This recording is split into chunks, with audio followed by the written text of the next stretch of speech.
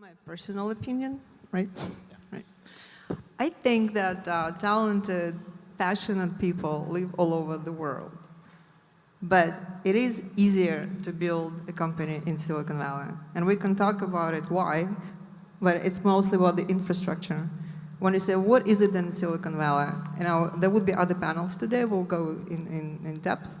But when I came to California, and I never worked in Russia, I just went from one school to another, and I went to one of the best schools at UC Berkeley, and I wanted to work in a big company.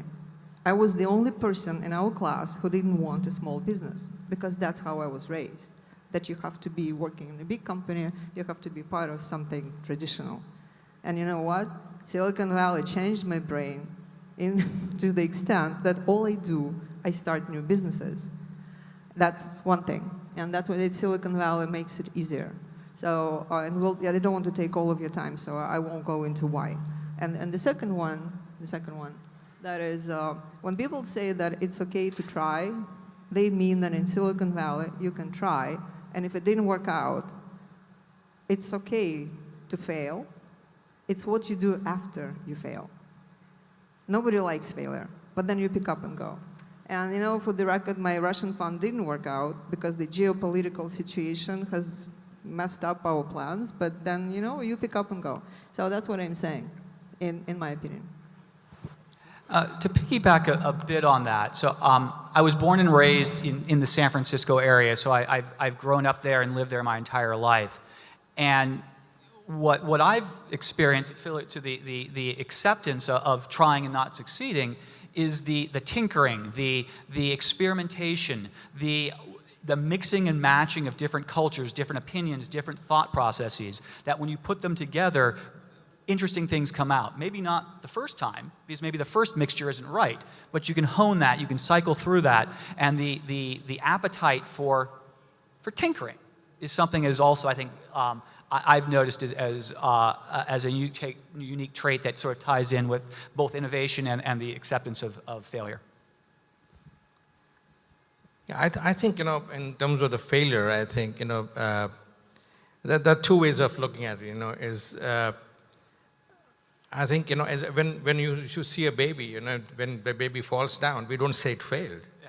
It's just a setback, you know. You know, so you see that, you know, it comes up again and again. So startup is like a baby, and I think, you know, failure is completely acceptable, and I think that culturally that has to come into the system, that failure is okay. And I failed so many times, you know, then only, you know, it is possible to be successful. Regarding BRIC, you know, I think one of the things which we say, almost about 30–35% of the startups in Silicon Valley is from the Asia, you know, the Asian startups, you know. And one of the reasons I think, you know, I grew up, and I live in San Francisco, and I live for 25 years in the US, but I grew up in India, and my first business was in India, and I did an IPO in India. And India is such an extremely bureaucratic country. India inherited bureaucracy from British and perfected it, you know. So I can do business anywhere in the world, you know, because the way you have to go through the hoops, right? And I think, you know, that unique, you know, the unique, you know, I will not say talent, but unique, you know, experience of coming out of, you know, countries where it may be bureaucratic, it actually allows us to be more successful on a global platform, right? Because we don't take the infrastructure in the West as granted, right? So that's why I think we can be extremely successful. I also feel that is why, you know, the startups here from Kazakhstan, if they have a global mindset, develop a global mindset, don't be afraid to fail, right? And I think, you know, it can go into your education system also, is that I think if you develop that, then you can be successful anywhere in the world, right?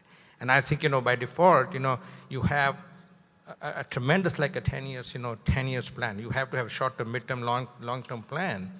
And that the key is that how do you have upward mobility, you know, and that goes along with that global, you have to be global, right? If you're global, your local business will come by default, you know. So you don't have to be global, but you have to be global, right? You know, so global context, raise global capital, that means you have smart capital from outside, hire people around the world, global talent, and then do business anywhere in the world, and don't be afraid of that. I mean, you have a saying, which I don't know how to translate, is that in Kazakhstan, is a saying that, if your neighbor's heart is large, the neighbor thinks from the heart, your yard can be much larger, right? I think that is a local saying. And just think about it, your yard is the whole world. Your backyard is whole world, right? And I think if you take that as an instant, then the rate of failure can be lower, because if you can change your strategy for a different market, talk to different capital investors, then you're not in a linear thinking, that if you do it here and then I do that, and you have to do simultaneous. And I think that can reduce the failure rate. But if you, after that also, if you have successfully tried, you are trying to disrupt something, and if you fail, it's okay. Thank you, Mr. Chokshi. Now we have a couple of minutes for a few number of questions. Who wants to be the first? I think microphones are hopefully there. Please introduce yourself. Yes, I see a hand raised.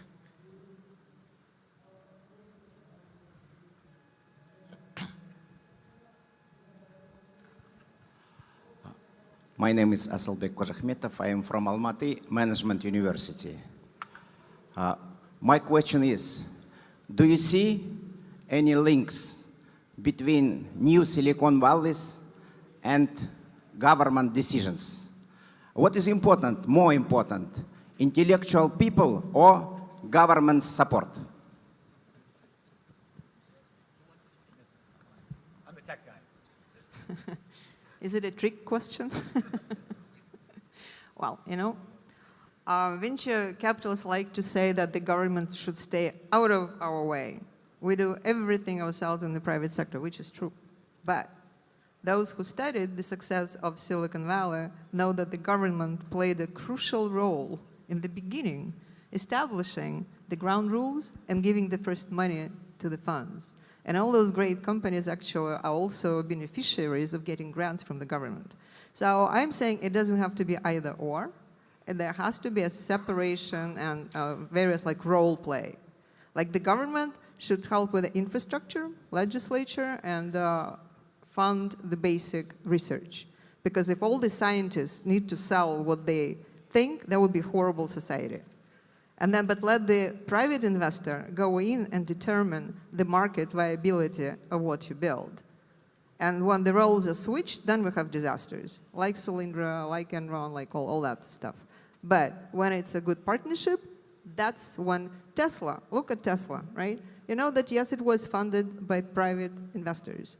But maybe not everybody knows that at some point, Elon Musk took $600 million from the government as a grant, which he did pay back. There's nothing wrong with that. So I'm saying the government should work with private capital, and it has to be a partnership.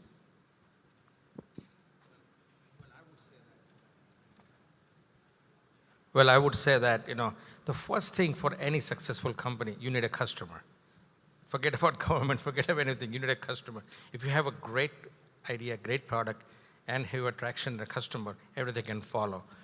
But at the same time, I think, there is a role of government. The role of government is, I feel that, giving a framework of ease of doing business. I think, government can inject funding, but in a very different way. I believe that instead of a direct funding to the companies, you can also provide tax breaks to the investors, and then work with the investors and create an investor who are prepared to take failures. They're prepared to lose money, and create that infrastructure. And government can play a tremendous role in coming up with take it a little bit long-term view. Also, government can help by creating certain clusters. So for example, in Kazakhstan, it could be like an oil and gas. So technology in oil and gas, technology in resources, technology in minerals. I think that's where I think, government can bring various stakeholders on the table.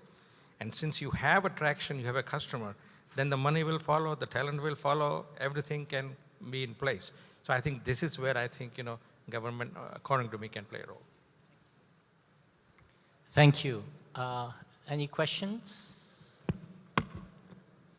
from the back. Maybe somebody from the startup community. This is your chance.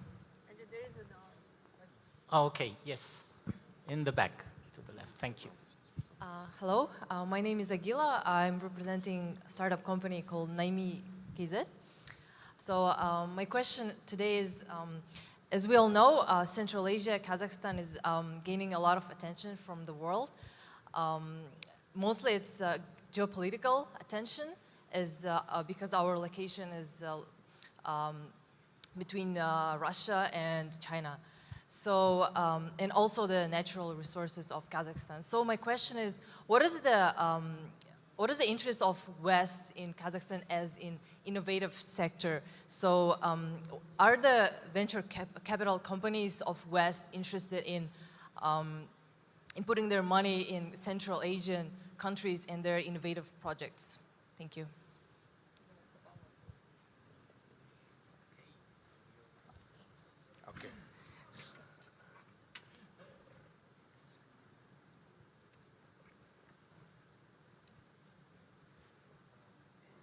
I will mix between English and Russian in different aspects. Я вначале хотел некоторые свои соображения по поводу наших уважаемых спикеров. Мне было очень интересно послушать ваше выступление. Я для себя некоторые пометки даже сделал. Может быть, когда-нибудь, когда мемуары буду писать, напишу, что вот сидел на такой встрече и вот эти записки сделал. Значит, первое, что мне больше всего понравилось, и это, наверное, лучшая новость, я через такую призму не думал, что мы живем в самое лучшее время. Мы наверное, да, сейчас об этом, наверное, так не думаем, но, может быть, через год, через два мы вспомним, что мы жили в самое лучшее время. Да, мы живем дольше, мы живем лучше, и у нас очень много возможностей. Если с таким позитивным настроем думать, то все у нас получится. Второе, мне очень ваше выражение понравилось, что все лучшее случается во время кризиса. Если рассматривать нынешнее состояние как кризис, то у нас есть все возможности, что мы совершим что-то самое лучшее. Шанс очень будет большой. Третье. Не создавайте свою силиконовую долину, она придет к вам сама, да, если мы будем создавать правильные условия. Вот, Асет Урентаевич, вы должны создать такие условия, чтобы силиконовая долина пришла к нам сама, но будем надеяться, что так это произойдет. Так, вот вы еще сказали, что это нормально, когда ты падаешь, банкротишься, но главное, что ты будешь делать после этого. Это касается стартаперов и, наверное, бизнесменов. Не бойтесь, делайте ошибки, двигайтесь вперед. Про образовательный процесс, вот как раз в нашем Назарбаев университете новая методика, что не бойтесь делать ошибку. Вот. Вот здесь в первом ряду сидят министры, это на вас не распространяется. То есть вы ошибаться не должны. Это касается бизнеса и стартапов, поскольку ваши ошибки, они слишком дорого будут стоить, поэтому вот эту часть забудьте. Значит, относительно вопроса и как, что, где будет происходить, я вот свою точку зрения скажу. Это на самом деле такой вопрос серьезный на сегодняшний день. Если посмотреть на глобальный мир, если отклониться, может быть, от инновационного процесса, то мир, в котором мы живем на сегодняшний день, он во многом меняется. Если посмотреть на две самые крупные страны в мире, Соединенные Штаты и, например, Китай, которые первая и вторая экономика, можно спорить, какая первая, какая вторая, но это две самые крупные страны.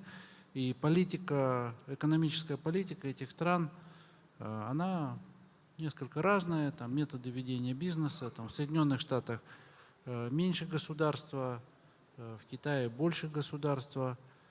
Но сейчас идет такая трансформация, что мир в каком-то степени меняет свои экономические приоритеты. Вот после того, как Соединенные Штаты заключили договор с Японией и некоторыми другими странами Юго-Восточной Азии, TPP, Trans-Pacific Partnership, и потенциально будет Соединенные Штаты плюс Европейский Союз, Trans-Atlantic Partnership, то я думаю, что это будет одна часть мира, и вторая часть мира, которая находится между этими полюсами, где главную роль, наверное, в экономическом смысле будет играть Китай. Китай тоже меняет сейчас свою политику. Если Китай на сегодняшний день это фабрика 21 века, как когда-то была Великобритания, фабрика 19 века, все, что не производилось, делалось в Великобритании. На сегодняшний день все, что практически не производится, такое материальное, оно доминирует с китайским производством, но Китай принял решение перейти от фабрики 21 века к лаборатории 21 века. То есть мы сейчас увидим, что многие инновационные процессы, они будут меняться и там. Для Казахстана, правительству, министрам, которые здесь в зале сидят, и мне в том числе, нужно очень хорошо подумать, это уже искусство, как построить свою экономическую политику в этом меняющемся мире. Для того, чтобы привлекать как инвесторов из западного мира, в инновационных, чтобы было интересно, и политическая стабильность должна быть в стране, и рынок сбыта нам нужно обеспечивать, и правила игры, и самое главное, образованные люди, которые могут в этом направлении работать, из Востока.